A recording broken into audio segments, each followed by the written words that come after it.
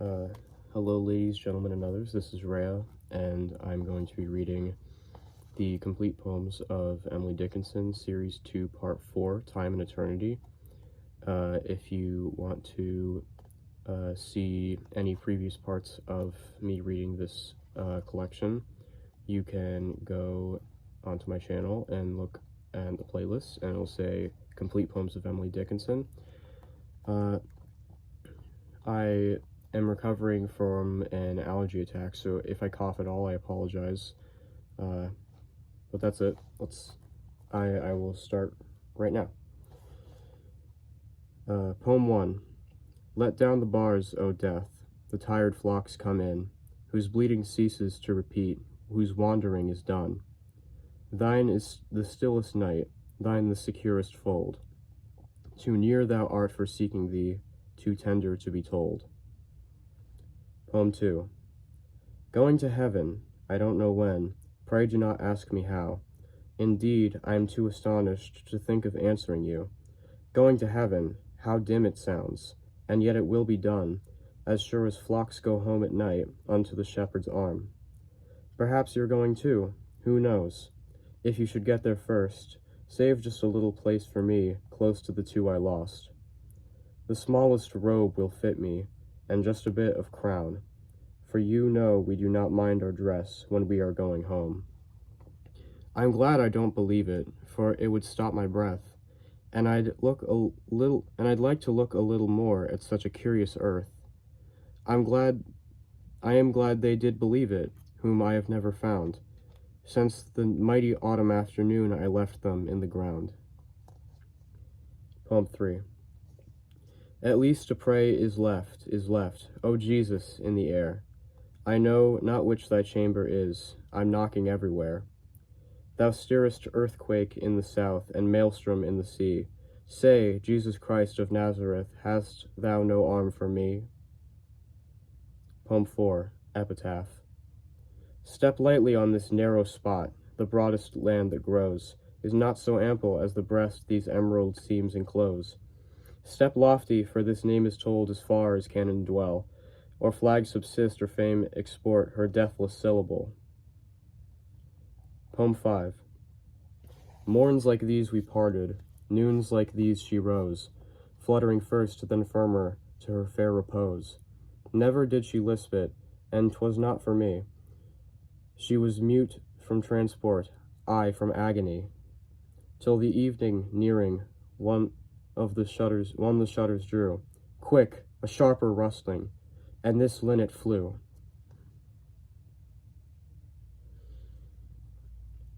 Poem 6. A death blow is a life blow to some, who till they died did not alive become, who had they lived had died, but when they died, vitality begun.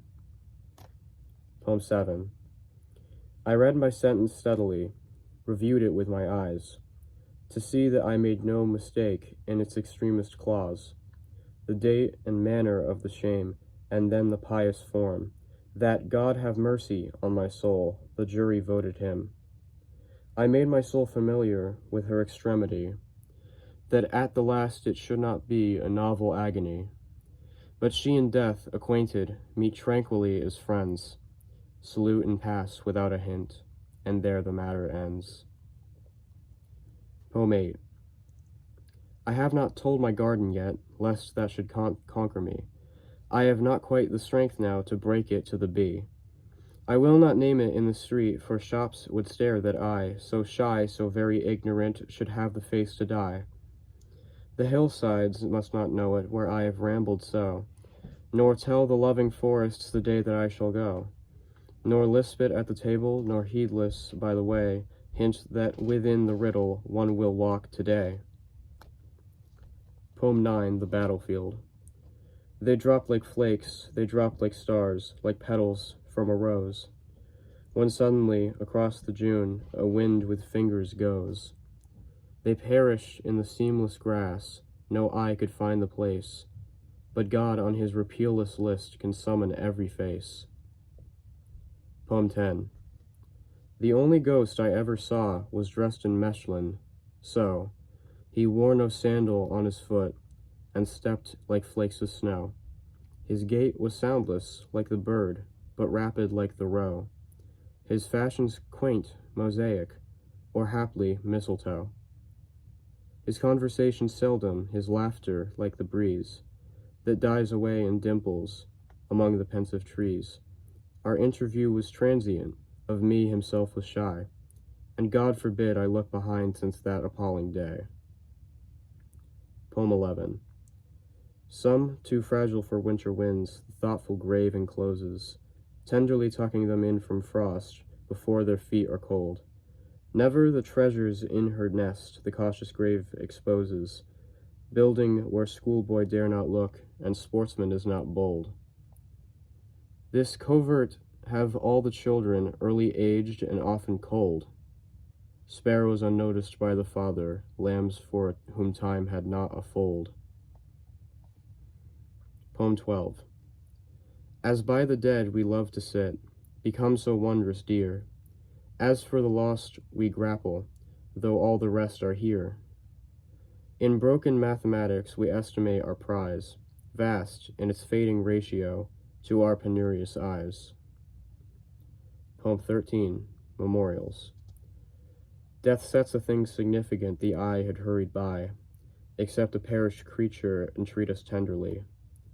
To ponder little workmanships in crayon or in wool, with this was last her fingers did, industrious until, the thimble weighed too heavy, the stitches dropped themselves, and then 'twas put among the dust upon the closet shelves.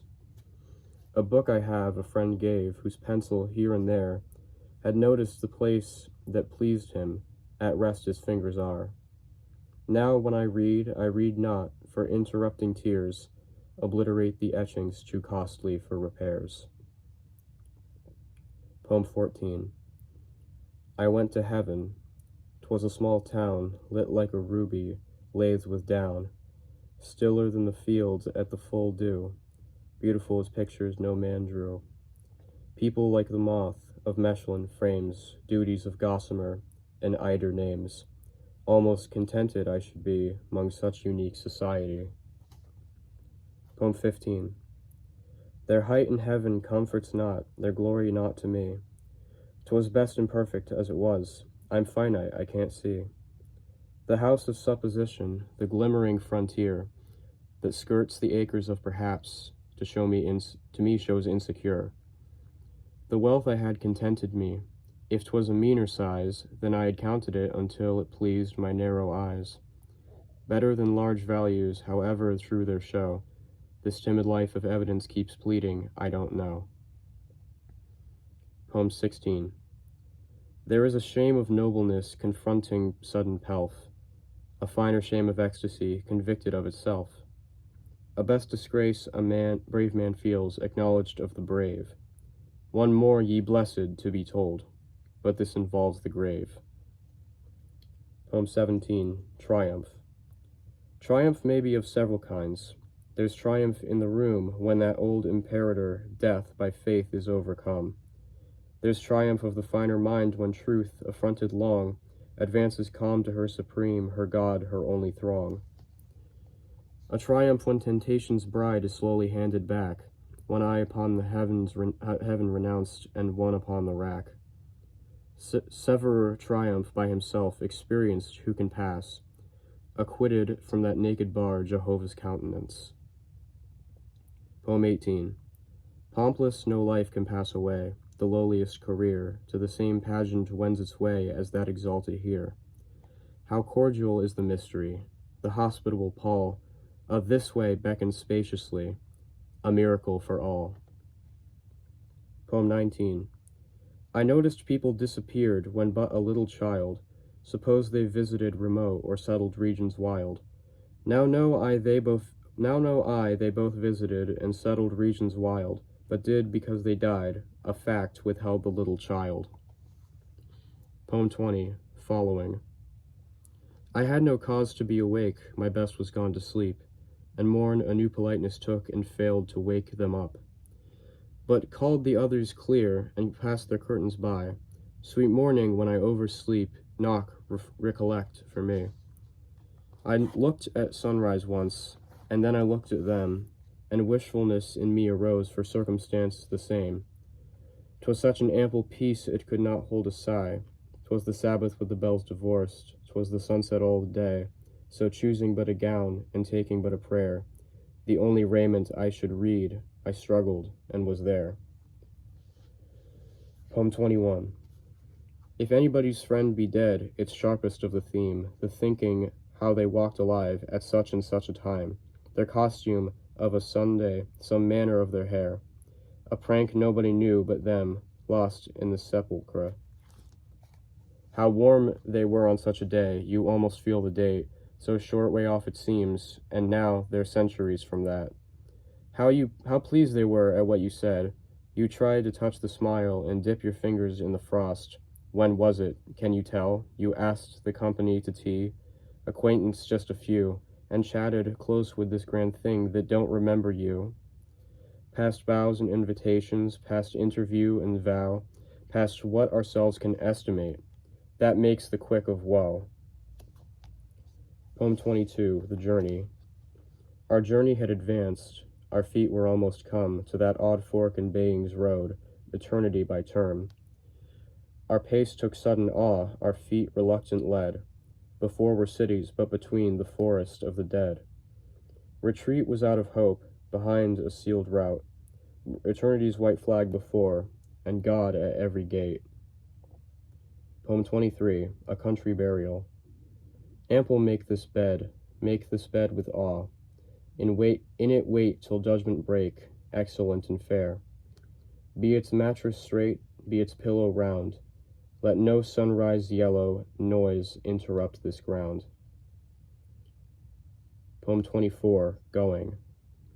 On such a night, or such a night, would anybody care if such a little figure slipped quiet from its chair? So quiet, oh how quiet, that nobody might know, but that the little figure rocked softer to and fro. On such a dawn, or such a dawn, would anybody sigh that such a little figure to sound asleep did lie? For chanticleer to wake it, or stirring house below, or giddy bird in orchard, or early task to do. There was a little figure plump for every little knoll, busy needles and spools of thread, and trudging feet from school. Playmates and holidays and nuts and visions and vast and small. Strange that the feet so precious charged should reach so small a goal. Poem 25. Essential oils are wrung. The attar from the rose is not expressed by suns alone, it is the gift of screws. The general rose decays, but this in lady's drawer makes summer where the lady lies in ceaseless rosemary. Poem 26. I lived on dread. To those who know the stimulus there is, in danger other impetus is numb and vitalless. As 'twere a spur upon the soul, a fear will urge it where to go without the spectre's aid were challenging despair. Poem 27. If I should die, and you should live, and time should gurgle on, and morn should beam, and noon should burn, as it has usual done, if birds should build as early, and bees as bustling go, one might depart at option from enterprise below. 'Tis sweet to know that stocks will stand when we with daisies lie, that commerce will continue, and trades as briskly fly. It makes the parting tranquil, and keeps the soul serene, that gentlemen so sprightly conduct the pleasing scene. Poem 28, At Length.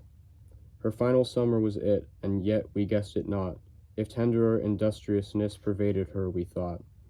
A further force of life developed from within, when death lit all the shortness up and made the hurry plain. We wondered at our blindness, but when nothing was to see, but her Carrera-guided post, at our stupidity. When duller than our dullness, the busy darling lay, so busy was she, finishing, so leisurely were we. Poem 29, Ghosts. One need not be a chamber to be haunted, one need not be a house. The brain has corridors surpassing material place. Far safer of a midnight meeting external ghost, then an interior confronting that whiter host. For safer through an abbey gallop, the stones a chase, then moonless one's own self-encounter in lonesome place. Ourself, behind ourself concealed, should startle most. Assassin, hid in our apartment, be horror's least. The prudent carries a revolver, he bolts the door, o'erlooking a superior spectre more near. Poem 30, Vanished. She died, this was the way she died, and when her breath was done, took her up her simple wardrobe and started for the sun. Her little figure at the gate the angels must have spied, since I could never find her upon the mortal side. Poem 31, Precedence. Wait till the majesty of death invests so mean a brow, almost a powdered footman might dare to touch it now. Wait till in everlasting robes this democrat is dressed, then prate about preferment and station and the rest. Around this quiet courtier, obsequious angels wait. Full royal is his retinue, full purple is his state. A lord might dare to lift the hat to such a modest clay, since that, my lord, the Lord of Lords, receives unblushingly. Poem 32, Gone. Went up a year this evening, I recollect it well. Amid no bells, nor bravos, the bystanders will tell. Cheerful as to the village, tranquil as to repose, chastened as to the chapel, this humble tourist rose. Did not talk of returning, alluded to no time, when, were the gales propitious, we might look for him. Was grateful for the roses in life's diverse bouquet, talked softly of new species to pick another day. Beguiling thus the wondrous nearer drew. Hands bustled at the moorings, the crowd respectful grew. Ascended from our vision to countenances new, a difference, a daisy, is all the rest I knew. Poem 33, Requiem. Taken from men this morning, carried by men today, met by the gods with banners who marshaled her away. One little maid from playmates, one little mind from school. There must be guests in Eden, all the rooms are full. Far as the east from even, dim as the border star. Courtiers quaint in kingdoms our departed are. Poem 34. What inn is this, where for the night peculiar traveler comes? Who is the landlord? Where are the maids? Behold, what curious rooms! No ruddy fires on the hearth, no brimming tankards flow. Necromancer, landlord, who are these below? Poem 35. It was not death, for I stood up, and all the dead lie down. It was not night, for all the bells put out their tongues for noon. It was not frost, for on my flesh I felt sirocco's crawl. Nor fire, for just my marble feet could keep a chancel cool. And yet it tasted like them all, the figures I have seen, set orderly for burial, reminded me of mine. As if my life were shaven and fitted to a frame, and could not breathe without a key, and 'twas like midnight some, when everything that ticked has stopped and space stares all around, or grisly frost first autumn morns repeal the beating ground. But most like chaos, stopless, cool, without a chance or spar, or even a report of land to justify despair. Poem 36, Till the End. I should not dare to leave my friend, because if he should die, while I was gone, and I, too late, should reach the heart that wanted me. If I should disappoint the eyes that hunted so to see, and could not bear to shut until they noticed me. If I should stab the patient faith, so sure I'd come, it listening, went to sleep, telling my tardy name. My heart would wish it broke before, since breaking then, were useless as next morning's sun, where midnight frosts had lain. Poem 37, Void. Great streets of silence led away to neighborhoods of pause. Here was no notice, no descent, no universe, no laws. By clock 'twas morning, and for night the bells at distance called. But epoch had no basis here, for period exhaled. Poem 38. A throw upon the features, a hurry in the breath, an ecstasy of parting, denominated death, an anguish at the mention, which when to patience grown, I've known permission given to rejoin its own. Poem 39. Saved. Of tribulation these are they, denoted by the white, the spangled gowns a lesser rank of victors designate. All these did conquer, but the ones who overcame most times wear nothing commoner than snow, no ornament but palms. Surrender is a sort unknown on this superior soil, defeat and outgrown anguish remembered as the mile. Our panting ankle barely gained when night devoured the road, but we stood whispering in the house, and all we said was saved. Poem 40.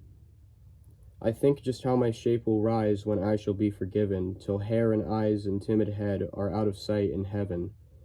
I think just how my lips will weigh with shapeless quivering prayer, that you so late consider me the sparrow of your care.